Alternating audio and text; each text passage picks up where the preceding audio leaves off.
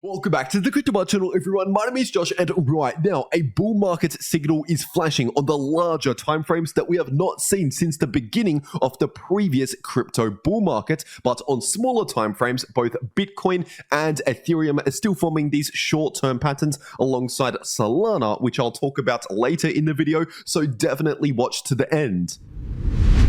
First of all, just giving you a quick update here on the weekly Bitcoin chart, and right now the price of Bitcoin is still running into that important area of resistance in between around 36,000 to 38,000. And so obviously, as expected, the price is struggling around this area of resistance just in the short term, but with that being said, we're still technically within the much larger bullish trend here on the weekly time frame, forming significant higher lows and higher highs. And in fact, if you zoom out on the weekly Bitcoin chart, taking a look at the last few years of Bitcoin price history, and also taking a look at this green line right here, which is the USDT market cap. And so essentially, this is the total amount of money sitting in USDT or Tether, and currently it's sitting at approximately 87 to 88 billion US dollars. And what we can see here on the chart is during the bull runs, usually we see the Tether market cap increase. Basically, there's inflows coming into Tether, and then during the bear market back in 2022,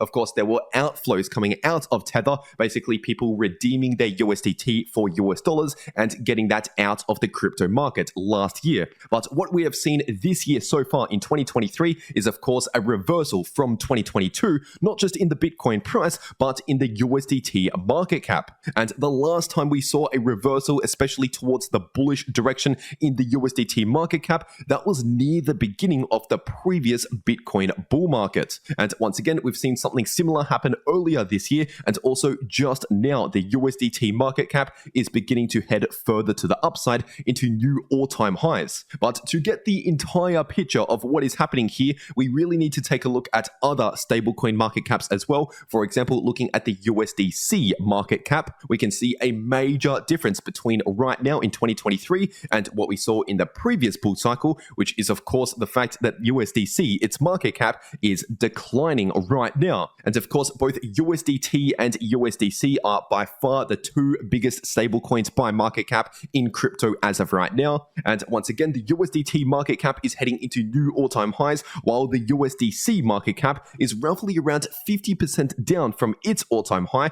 because back in around Q3 of 2022, we saw USDC at a market cap of approximately 55 billion US dollars. But right now, as of recording this video, the total amount of money sitting in USDC is at around 24 to 25 billion US dollars. So once again, it's roughly halved since its all-time high. And so essentially what we can take away from this is there's not necessarily a lot of new money coming into the space right now. Basically what is happening is a lot of money is flowing out of USDC and into USDT. And we can actually see this by combining the two market caps together. If we add the USDT market cap to the USDC market cap and put that on the chart, it looks like this. This white line right here is both of those market caps combined. And once again, what we could see is during the previous bull markets back in 2020 and 2021, we saw major inflows, billions of dollars coming into the crypto market from outside of the crypto market. So from the banking system, for example, coming into crypto. And then what we saw in the 2022 bear market were major outflows from both of these major stablecoins, as seen here in the combined stablecoin market cap. And so essentially a lot of redemptions were happening in 2022 where people were redeeming their stablecoins for US dollars and getting that out of the crypto market entirely. But what we have seen so far throughout all of 2023, basically across USDT and USDC, the total stablecoin market cap across those two major stablecoins is almost completely flat, meaning the outflows have basically stopped, but we also don't really have a lot of new money coming in, at least as of right now. And so basically this is telling us that right now a lot of liquidity, a lot of capital is moving between different projects in crypto. So basically sloshing between Bitcoin and altcoins and stablecoins, but not necessarily going in and out of the total crypto market cap. And so obviously we've seen a major recovery across the crypto markets so far this year, especially in major coins like Bitcoin and Ethereum, and also other altcoins more recently like Solana, for example. And once again, this recovery in the crypto market has happened without a lot of new money actually coming into crypto at all. Basically, buyers are just bidding up the prices without a lot of new money coming in. And so essentially the difference between 2023 and 2022 in terms of liquidity is we simply do not have those liquidity outflows going out of crypto.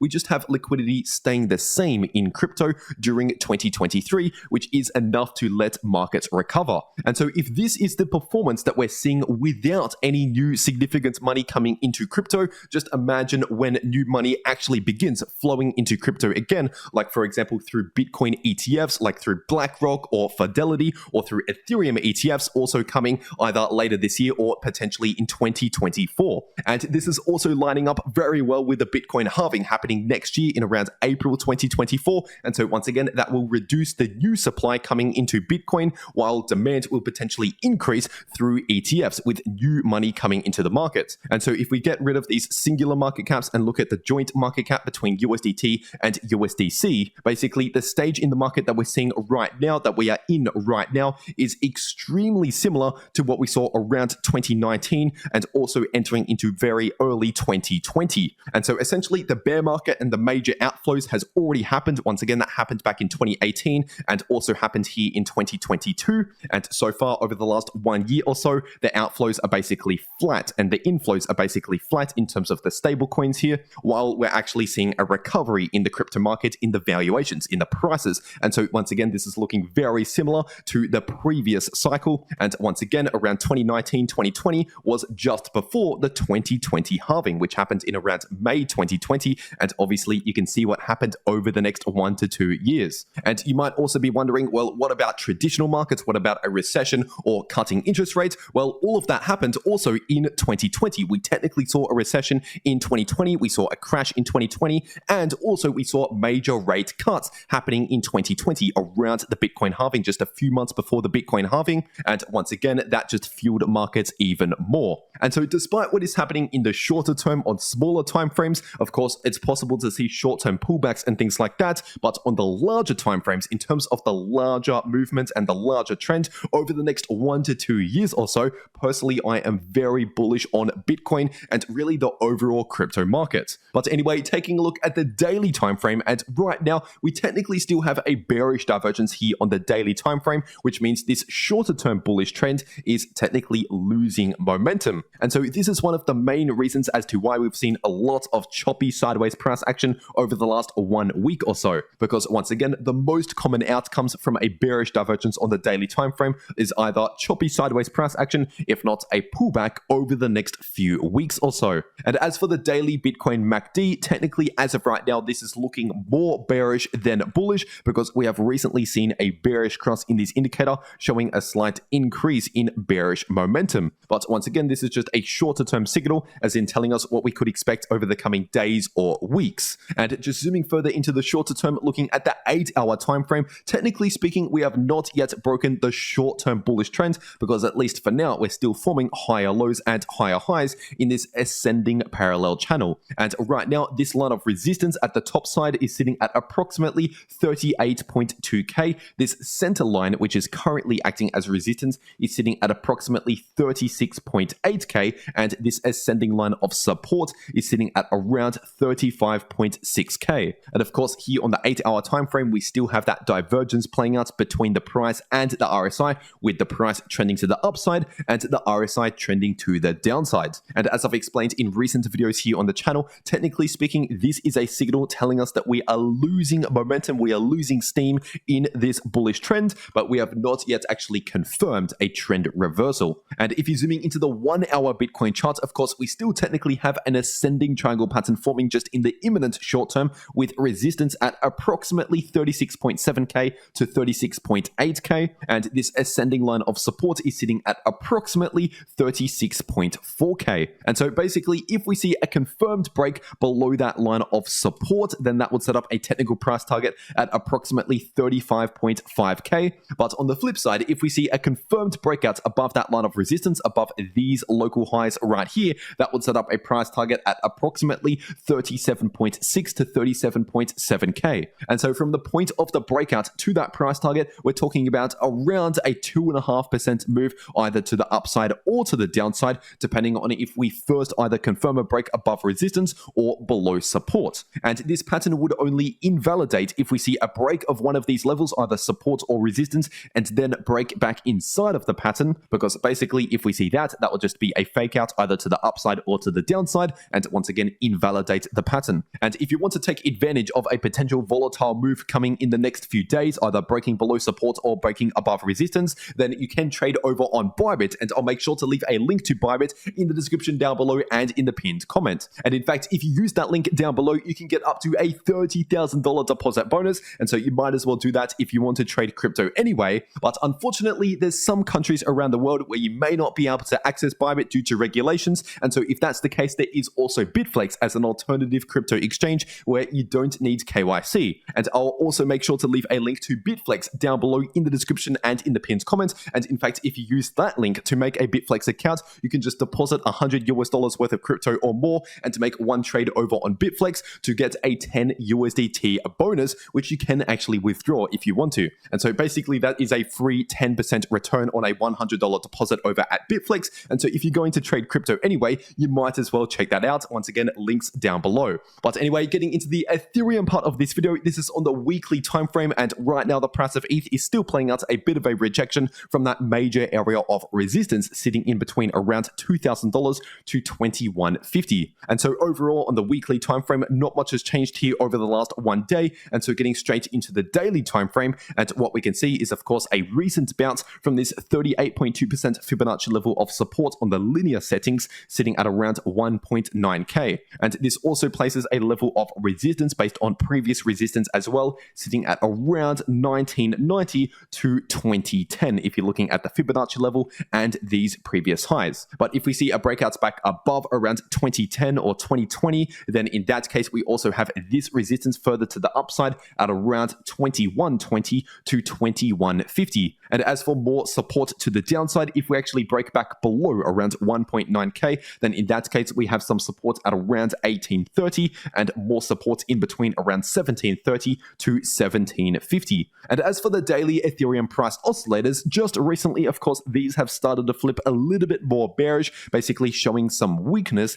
in that previous short-term bullish trend. And of course just recently over the last few days or so, we have seen a recent bearish cross in the MACD showing an increase in bearish momentum here on the daily time frame. And so once again, based on the price oscillators, these are essentially telling us that we're due to see either a bit more of a pullback or at the very least some choppy sideways price action, basically not as much bullish price action because we're currently lacking bullish momentum. And if you're zooming into the shorter term on the 8-hour ETH to US dollar chart, technically we have a very small hidden bullish divergence here on the 8-hour time frame, because at least for now the price is still forming higher lows in the candle closes while the RSI is forming lower lows, which once again is a hidden bullish divergence. And so this is basically telling us that we're due to see either some choppy sideways price action, if not most likely a very slight bullish relief, which is one of the most likely outcomes from a hidden bullish divergence. But this hidden bullish divergence would be invalidated if we see a confirmed break back below around 1915 approximately, with candle closes back below 1915.